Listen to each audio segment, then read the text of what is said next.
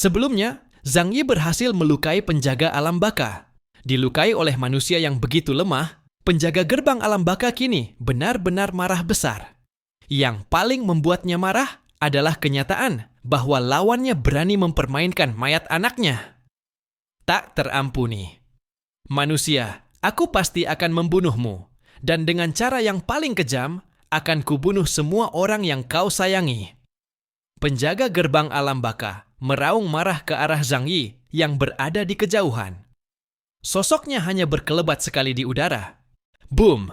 Kecepatan yang luar biasa itu memicu ledakan suara. Sosoknya melesat seperti kilat menyerang Zhang Yi. Zhang Yi tidak pernah lengah. 1 langkah maju, 3 langkah mundur. Zhang Yi saat ini sudah bukan lagi bocah tingkat tank hitam seperti dulu. Kini penjaga gerbang alam baka tidak mungkin bisa mengendalikannya dengan mudah. Kedua orang itu memulai pertempuran kejar-kejaran di atas lautan yang luas. Zhang Yi tidak menyerang. Ia hanya terus-menerus melarikan diri. Bercanda? Perbedaan lebih dari 10.000 poin indeks kekuatan aneh, jika bertarung langsung, itu sama saja dengan mencari mati.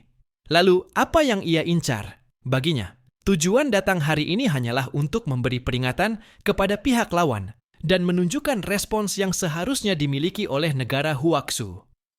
Persiapan belum matang, jadi bertempur mati-matian tentu tidak mungkin. 2 orang itu saling kejar di langit di atas lautan. Semua penonton dibuat tegang hingga jantung serasa naik ke tenggorokan. Namun setelah kejar-kejaran berlangsung lama, barulah mereka menyadari bahwa meskipun kecepatan Zheng Lo bahkan melebihi jet tempur paling canggih, tetap saja ia tidak bisa mengejar Zhang Yi. Kemampuan atribut ganda ruang dan waktu yang dimiliki Zhang Yi memungkinkan dia memprediksi arah gerakan Zheng Lo dan menghindar terlebih dahulu. Orang itu benar-benar seperti sedang bermain api. Shang Dao bergumam dengan perasaan yang dalam. Saat ini tubuhnya bahkan bergetar ringan, karena jika sampai tertangkap oleh lawan, bahkan Zhang Yi pun akan mati tanpa harapan. Namun, Zheng Lo mustahil menangkapnya. Zhang Yi telah lebih dulu menjaga jarak yang sangat jauh, dan kecepatan geraknya lebih cepat dari Zheng Lo. Lawan pun kehilangan peluang untuk menangkapnya. Brengsek, kalau engkau memang seorang pejuang sejati, datanglah dan hadapi aku dalam pertarungan 1 lawan 1.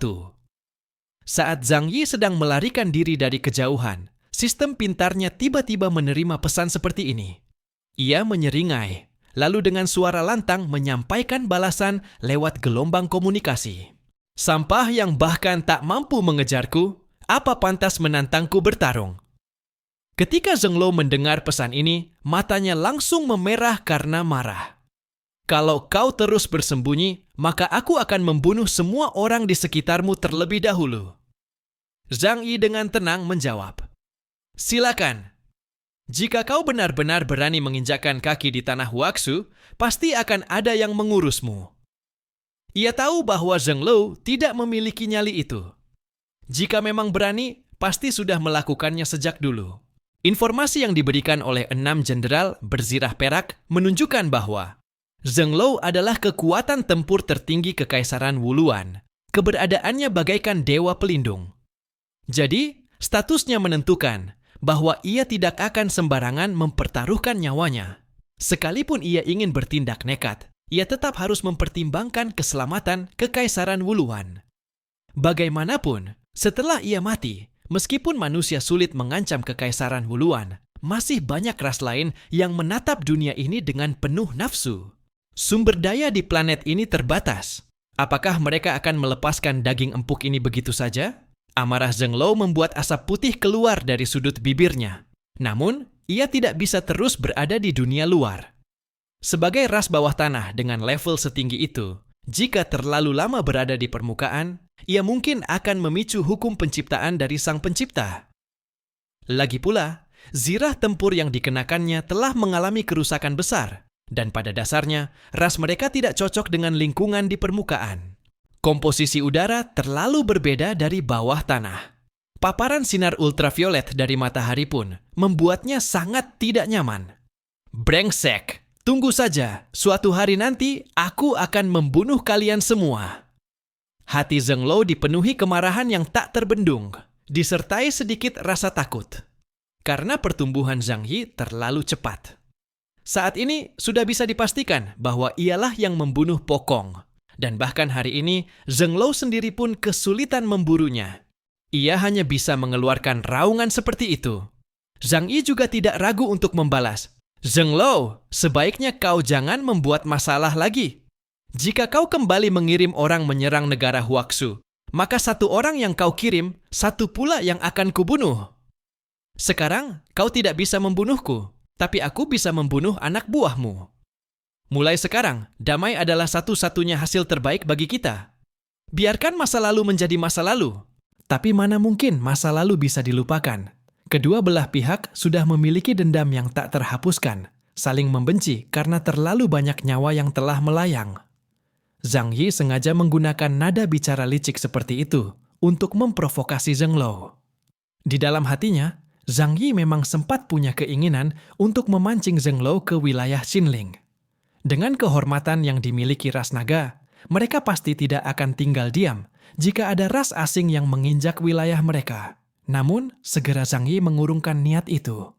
Karena tindakan seperti itu pasti akan menyinggung ras naga, dan mungkin saja ia sendiri akan menjadi sasaran. Zheng Lo sudah benar-benar terbakar amarah, tetapi ia tidak bisa terus mengejar Zhang Yi. Tiba-tiba ia merasakan rasa lemah yang luar biasa. Melawan Zhang Yi, seorang bocah dari ras rendahan dengan kekuatan jauh di bawahnya, rasanya seperti petinju legendaris Tyson sedang memukul bayangan. Ia berhenti mengejar dan tiba-tiba berbalik arah terbang menuju wilayah negara Huaxu, seolah ingin melampiaskan kemarahannya di suatu tempat. Aku tak bisa mengalahkanmu, Zhang Yi, tapi apa aku tak bisa membasmi rakyatmu?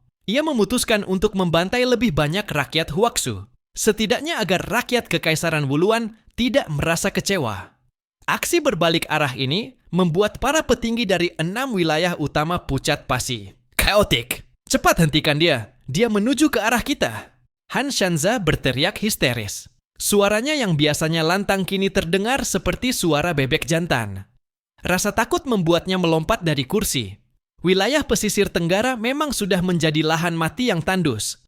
Namun begitu memasuki wilayah Laut Timur, daerah Agung Shengjing dan daerah Timur Laut masih memiliki kota-kota di tepi laut. Siapa tahu apa yang akan dilakukan Zheng Lo pada mereka, dan berapa banyak korban jiwa yang akan jatuh.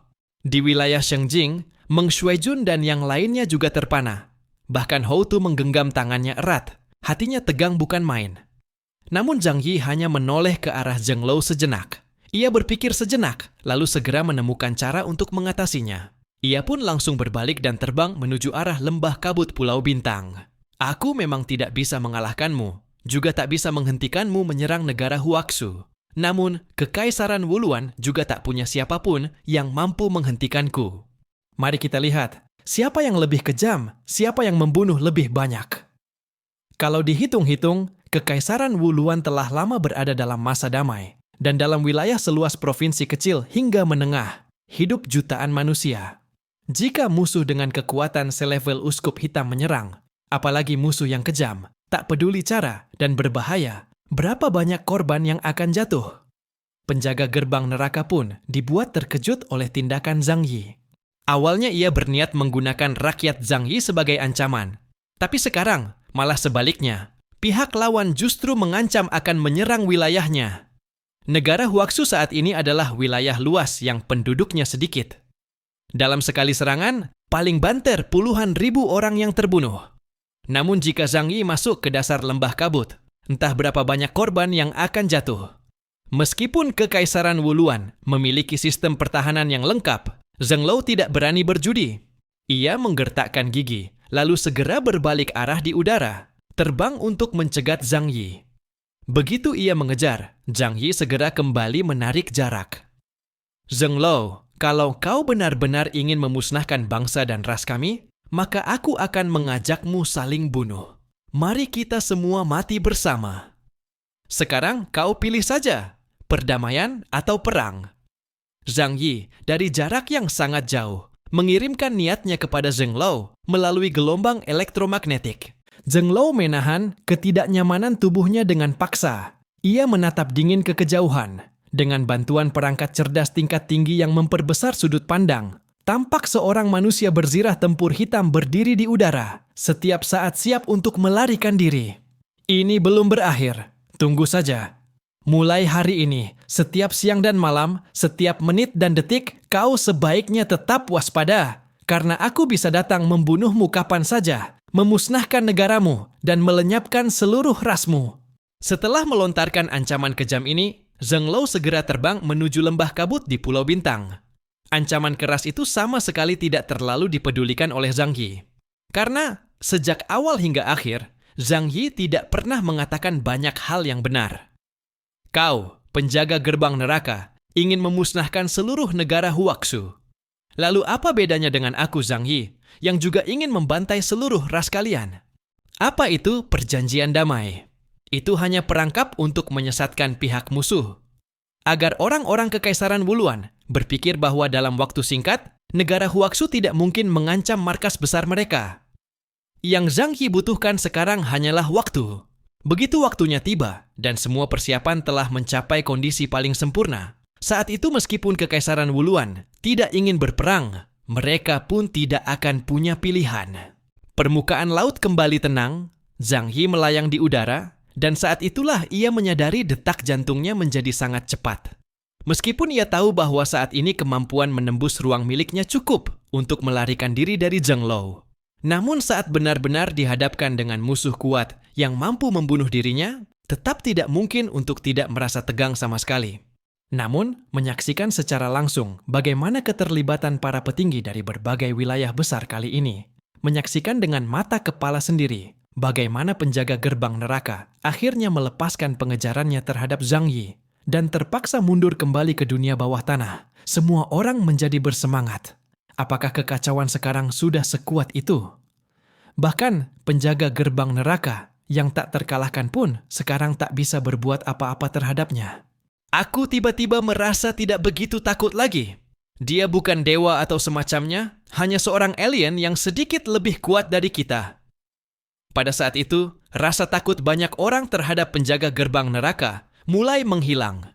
Sebuah proses penyihir telah dibongkar. Tapi menurutku, keadaan seperti ini sebenarnya cukup bagus. Han Shanzuo menyuarakan pendapatnya. Sekarang, kekacauan dan penjaga gerbang neraka berada dalam posisi saling menahan. Dengan keberadaannya, Kekaisaran Wuluan tidak akan berani sembarangan mengirim pasukan menyerang kita. Kalau begitu, apakah perang ini masih diperlukan? Ucapan ini memunculkan perenungan dari banyak orang. Namun dengan cepat, Houtu yang pendiam segera membantahnya. Keseimbangan saat ini hanya sementara. Orang-orang Kekaisaran Wuluan tidak bodoh. Cepat atau lambat mereka akan menyadari bahwa ras naga tidak akan bertarung demi kita. Selain itu, dunia ini secara perlahan melemahkan pembatasan terhadap peradaban bawah tanah.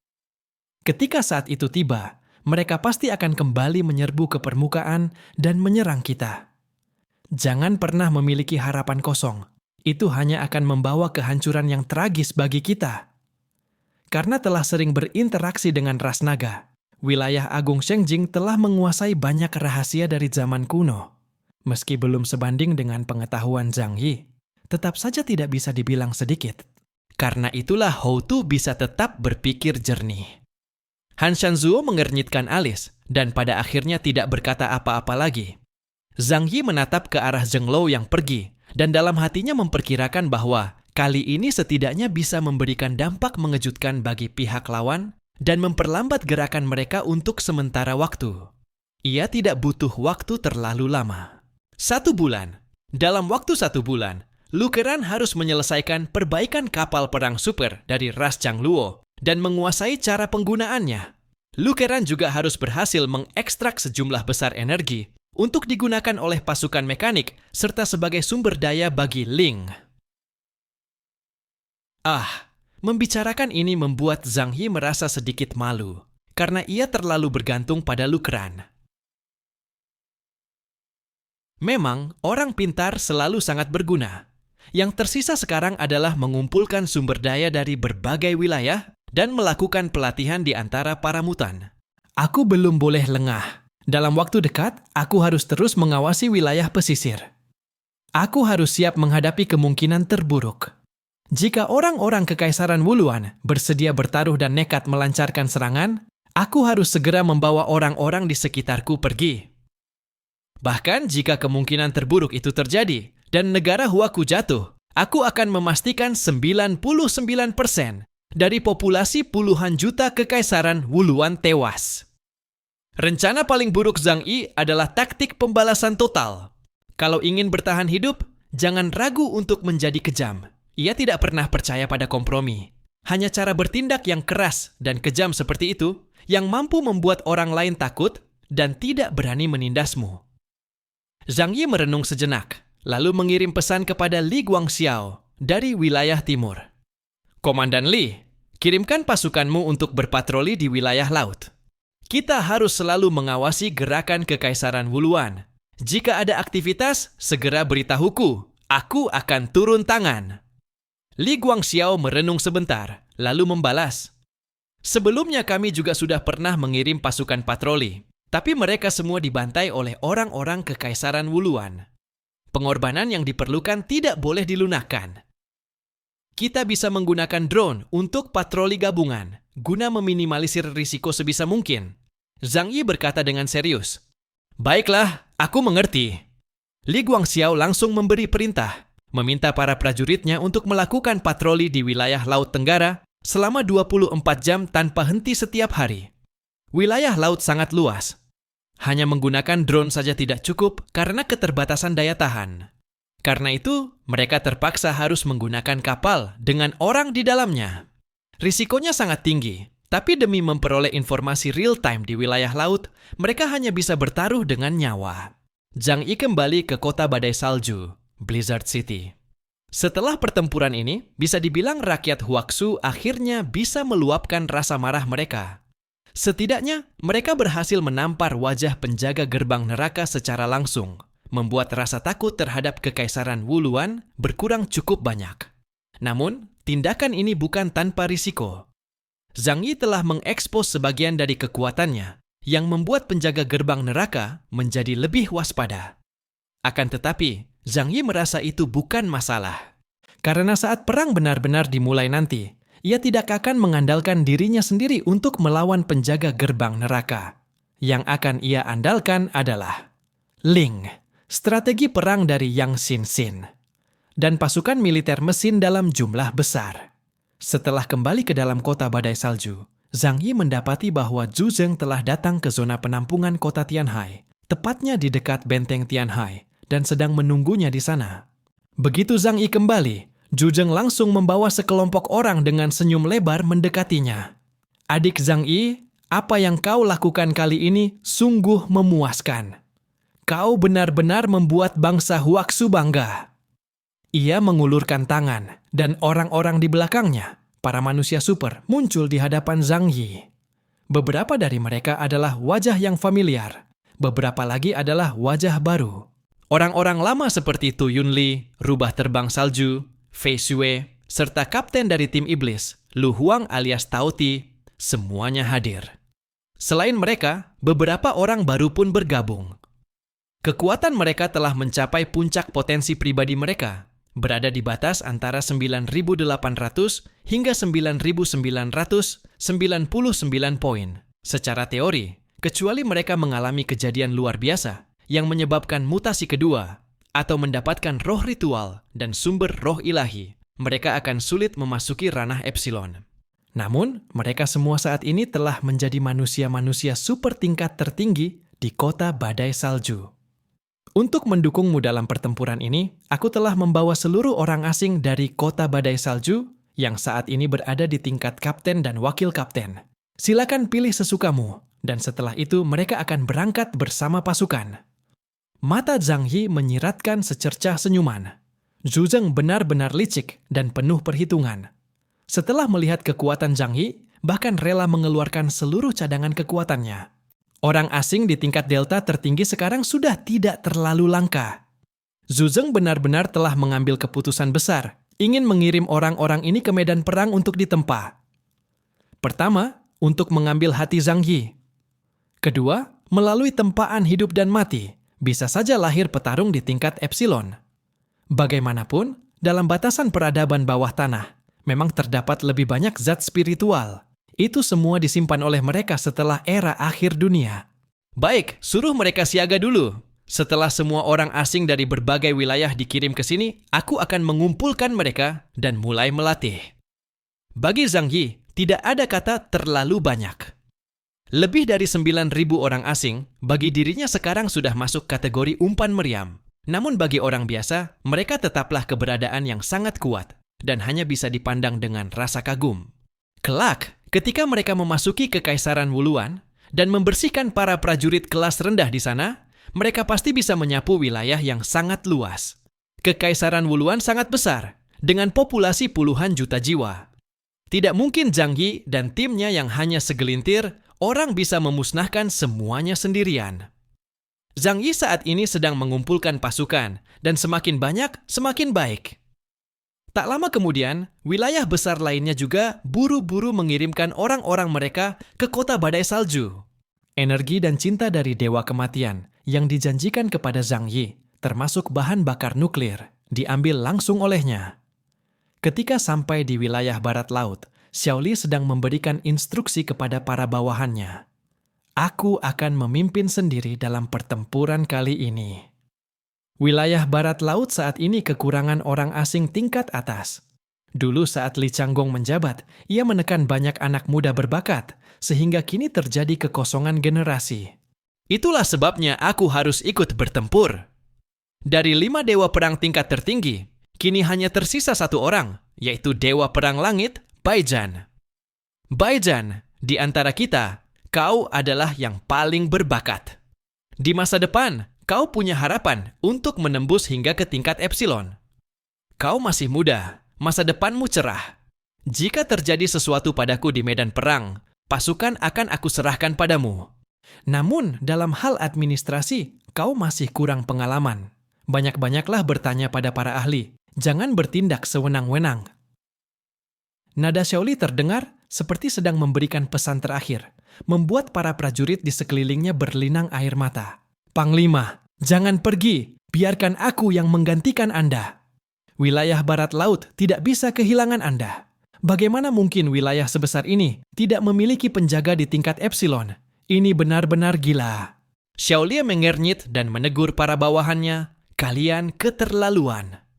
Pertempuran besar seperti ini menyangkut masa depan negeri Huaxu. Bagaimana mungkin wilayah barat laut menyimpan kekuatannya sendiri demi kepentingan pribadi? Mata semua orang dipenuhi air mata.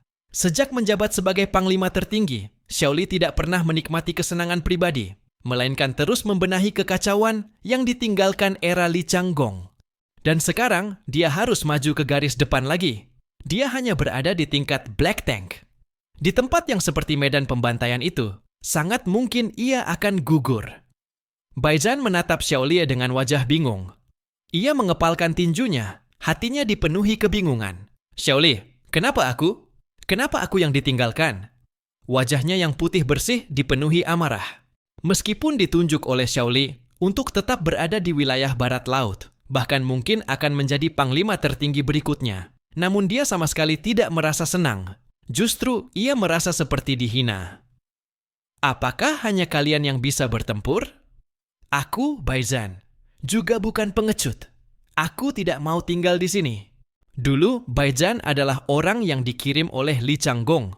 Ia mengira setelah Xiao Li merebut kekuasaan, dirinya akan dibekukan. Tapi ternyata tidak. Sebaliknya, ia malah diberikan banyak sumber daya.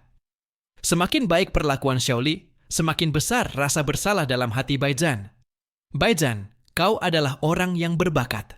Tapi kau masih terlalu muda. Pengalaman di medan perang masih kurang. Tidak bisa dibandingkan dengan kami para veteran. Dewa Perang Kutub Selatan, Di Fei, berkata sambil tertawa dan menyilangkan lengannya yang besar. Kau sebaiknya terus mengasah diri selama beberapa tahun lagi. Xiao Li menatap Baijan, matanya penuh kasih sayang terhadap generasi muda yang unggul.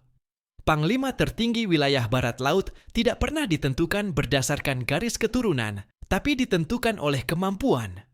Jika kau tidak mampu menjalankan tugas dengan baik, suatu hari pasti akan ada orang yang menjatuhkanmu, seperti aku menjatuhkan Li Changgong. Air mata mengalir deras di pipi Baijan, yang masih tampak muda. Tapi aku takut tidak bisa melakukannya dengan baik. Kalau kau merasa tidak bisa, maka jadilah lebih kuat. Xiaolie menepuk bahunya. Wilayah besar ini tidak kekurangan ahli manajemen dan komandan perang. Yang paling kurang adalah petarung tingkat atas yang bisa menjaga satu wilayah. Di zaman ini, orang asing yang kuat benar-benar bisa menentukan hasil dari sebuah perang. Xiaolie tidak khawatir Baizhan akan kembali bekerja sama dengan Li Changgong, karena manusia tidak akan mudah melepaskan keuntungan di depan mata dan memberikannya kepada orang lain. Di bawah kepemimpinan Xiaolie, siapapun yang memiliki kemampuan bisa naik ke atas. Tapi di bawah Li Changgong, semua orang hanya bisa menjadi pengikutnya. Baizhan bukan orang bodoh. Ia pasti mengerti logika ini. Zhang Yi datang langsung untuk menjemput Xiaolie menuju kota badai salju. Dari 6 wilayah besar, hanya inilah satu-satunya wilayah yang mengirimkan kekuatan dan panglima tertingginya untuk turun langsung ke medan perang. Karena itu, Zhang Yi memberikan penghormatan yang layak padanya. Semua sumber daya dari 6 wilayah besar pun dikumpulkan. Sejumlah besar orang asing kuat juga dikerahkan. Dalam waktu singkat, seluruh kota badai salju menjadi sangat ramai. Kali ini, kekuatan tempur yang dikumpulkan Zhang Yi melebihi 2.000 orang. Yang paling lemah pun memiliki indeks kekuatan lebih dari 8.000 poin, setara dengan tingkat wakil kapten. Masing-masing wilayah besar juga mengirimkan orang asing tingkat epsilon. Di antaranya, dari wilayah timur laut, Roh Rubah Hu Mengfang, indeks kekuatan 15.000 poin. Dari wilayah barat laut, Dewa Perang Manusia Xiaolie, indeks kekuatan 20.000 poin. Dari wilayah barat daya, Bodhisatwa Salju Bam, indeks kekuatan 13.000 poin. Wilayah Shengjing, sebagai wilayah dengan latar belakang terkuat, mengirimkan jumlah orang asing tingkat epsilon terbanyak, sebanyak 3 orang. Pemimpin mereka adalah Raja di Zhangxiang Wen, indeks kekuatan 25.000 poin. Selain itu, 2 tokoh terkemuka dari pasukan elit baru, 12 Shio Ilahi, Sage Agung Citian Sun Wukong, indeks kekuatan 18.000 poin. Dewa Agung Samudra 3 Altar Feng Buping, indeks kekuatan 16.000 poin. Dari wilayah timur laut, seluruh pasukan ikut serta. Termasuk 1 orang yang sebelumnya tertahan di wilayah tersebut, yakni mantan Panglima Wilayah Barat Laut, Kaisar Gouchen Li Changgong. Dari pasukan pelindung negara di wilayah utara, yang diturunkan adalah Kaisar Putih, Xiaohao Zhangguanghan, indeks kekuatan 22.000 poin. Pasukan pelindung negara selalu menjadi misteri. Kekuatan Zhuangxu selalu tinggi. Tidak ada yang tahu seberapa kuat kekuatannya kini setelah peningkatan selama ini. Pasukan ini telah lama menjaga garis perbatasan utara yang sangat panjang. Meskipun biasanya Zhang Yi tidak terlalu memperhatikannya, namun dia tahu bahwa garis perbatasan itu tidak pernah benar-benar damai. Lingkungan latihan yang keras membuat kekuatan tempur pasukan ini sangat tinggi. Kini, sosok luar biasa bernama Jiang Guanghan ternyata juga merupakan seorang orang istimewa, tingkat tank hitam. Hal itu cukup mengejutkan. Adapun untuk wilayah besar Jiangnan, seluruh anggota tim Zhang Yi ikut bertempur.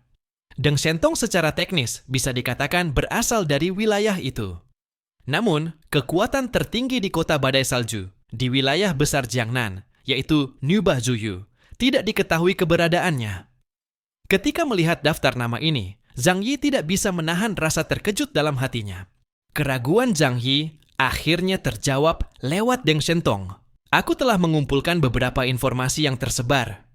Ia mengusap hidungnya, ekspresinya agak canggung. Mereka menggunakan teknologi yang mirip dengan milik keluarga Deng. Tidak, lebih tepatnya, mereka justru lebih dulu menggunakan teknologi tersebut dibandingkan kami. Saat itu barulah Zhang Yi menyadari teknologi bug penciptaan yang menggunakan embrio untuk memperoleh esensi spiritual ternyata berasal dari wilayah besar Shengjing. Namun Zhang Yi bahkan tidak tahu bahwa teknologi itu sebenarnya juga terinspirasi dari suku naga dan diberikan kepada wilayah Shengjing, yang Xin memeriksa daftar personel. Dengan pasukan sekuat itu, mereka memiliki kepercayaan diri yang jauh lebih besar untuk menyerang Kekaisaran Wuluan. Dengan ini, kita akan punya lebih banyak keyakinan untuk memenangkan pertempuran ini. Demikian kata yang Xin kepada Zhang Yi. Namun kemenangan ada dua jenis. Kemenangan mutlak adalah menang. Kemenangan dengan banyak korban pun tetap menang. Zhang Yi bertanya, "Kenapa kamu berkata begitu? Bukankah dengan kekuatan kita saat ini, ditambah dengan pasukan mekanik dan armada ras Changtuo, kita seharusnya bisa dengan mudah memenangkan perang ini?" Ada satu hal yang harus kita waspadai. Yang Xingxin berkata datar, "Kita memiliki dewa kematian cinta. Mereka juga memiliki senjata kiamat yang sangat kuat. Dan teknologi senjata mereka bahkan lebih maju dari kita, serta daya hancurnya lebih besar. Jika benar-benar berada di ambang kehancuran, mereka pasti akan meledakkan senjata itu. Jadi, meskipun kita menang, mungkin kita akan mengalami korban jiwa yang sangat besar." Zhang Yi menundukkan kepala, terdiam. Ini memang masalah yang cukup menyulitkan. Jadi maksudmu, sebelum perang dimulai, kita harus terlebih dahulu menyelesaikan masalah besar bernama senjata kiamat ini? Aku bisa menyusup masuk. Apakah ada petunjuk mengenai lokasi senjata-senjata itu? Yang Xingxin mengangguk. Ada. Jenderal berzirah perak sudah berada di lapisan inti kekuasaan Kekaisaran Wuluan. Jadi sudah pasti dia bisa mengakses perangkat militer semacam itu. Yang Xingxin melanjutkan, bukan hanya senjata kiamat, Kekaisaran Wuluan telah ada selama berabad-abad. Dalam lingkungan yang lama tidak aman itu, kekaisaran mereka dibangun layaknya benteng yang tak tergoyahkan. Seluruh sistem pertahanan mereka sangat kuat, hingga membuat orang bergidik. Bahkan jika kakak menggunakan kekuatan Link untuk menahan penjaga gerbang dunia bawah, dan kita memiliki pasukan sebesar ini, belum tentu kita bisa menang dengan mudah. Zhang Yi menggaruk kepalanya. Apakah ada solusi? Dalam perang, kekuatan tempur hanyalah salah satu faktor. Strategi juga sangat penting. Dalam hal ini, kamu lebih ahli daripada aku, Xingxin. Kamu yang atur. Selama belum ada rencana perang yang sempurna, kita jangan terburu-buru mengerahkan pasukan. Yang Xingxin mengetuk meja. Dari segi kekuatan, kita memang tidak bisa menambah lebih banyak. Masalah paling merepotkan adalah Kekaisaran Wuluan pasti menyembunyikan sistem serangan balik inti mereka.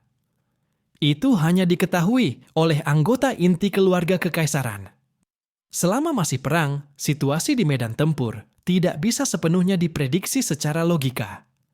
Bagi Yang Xingxin, ini adalah pertama kalinya dia memimpin pertempuran sebesar ini. Sejujurnya, dia tidak ingin melihat banyak korban di pihaknya. Jadi dia sangat berhati-hati. Setelah berpikir sejenak, Zhang Yi tiba-tiba berkata, "Kurasa sekarang waktunya memanggil Brian dan yang lainnya." Seorang orang istimewa tingkat uskup dan seorang Profesor Da Vinci yang kekuatannya tidak diketahui, namun jelas sangat menakutkan, akan menjadi tambahan kekuatan besar bagi kubu Zhang Yi. Yang Xingxin berpikir sejenak, lalu mengangguk. Memang benar, anjing itu memiliki kemampuan yang sangat cocok untuk medan perang. Ia bisa menjadi kekuatan kunci dalam menerobos garis pertahanan musuh. Sedangkan Profesor Da Vinci itu, dia sangat misterius. Tapi itu belum tentu buruk. Jika dia bisa menciptakan Brian, bisa jadi dia lebih mengerikan daripada Brian sendiri. Zhang Yi menghubungi Brian. Tak lama kemudian, wajah anjing Labrador yang familiar muncul di layar. "Crab no meat, gimana? Kalian di sana sudah siap perang ya?" Brian bertanya dengan wajah malas. Zhang Yi berkata, "Aku belum memutuskan. Soalnya kamu tahu sendiri, kekuatan Kekaisaran Wuluan terlalu besar. Jadi aku ingin mendengar pendapatmu dan Profesor Da Vinci." Kalian bisa datang ke negara Huaxu? Kita bisa bicara lebih baik jika bertemu langsung. Oh ya, aku sudah mencarikan 2 anjing betina cantik untukmu. Langsung datang. Zhang Yi bahkan belum sempat bicara banyak, Brian sudah menyeret Profesor Da Vinci dan buru-buru naik ke pesawat menuju negara Huaxu. Zhang Yi hanya bisa mengangkat bahu. Benar-benar mudah dipahami, Yang Xingxin tertawa. Tapi kalau dia sudah sampai sini dan ternyata anjing betina itu tidak ada, bagaimana? Zhang Yi mengacungkan jempol. Biar urusan itu ditangani si gendut Shu, dia profesional. Dalam beberapa bidang, gendut Shu memang ahli. Meskipun tidak bisa membawa yang hidup, tapi sistem mekanik simulasi penuh miliknya mampu membuat replika anjing betina dengan sangat realistis. Sementara Zhang Yi sibuk mempersiapkan diri untuk perang yang bisa pecah kapan saja. Di pihak Kekaisaran Wuluan, mulai menyebar suasana murung di kalangan pejabat tinggi. Penjaga gerbang dunia bawah, Zheng Lou, panglima tertinggi 3. Angkatan bersenjata Kekaisaran ternyata dipermalukan oleh orang-orang dari daratan. Dia hanya bisa menyaksikan bagaimana salah satu jenderal berzirah perak mereka digunakan sebagai bom manusia di atas lembah kabut, lalu dikejar-kejar dan dijadikan bahan lelucon. Hal ini sangat menghancurkan kepercayaan diri para petinggi Kekaisaran Wuluan. Padahal, penjaga gerbang dunia bawah sejak muda telah menunjukkan bakat luar biasa dan dijadikan pelindung generasi baru Kekaisaran. Bisa dikatakan, seluruh sumber daya terbaik Kekaisaran telah diberikan padanya untuk membentuk sosok super seperti dia. Namun penampilannya kali ini membuat citra tak terkalahkan yang tertanam dalam benak rakyat mulai retak.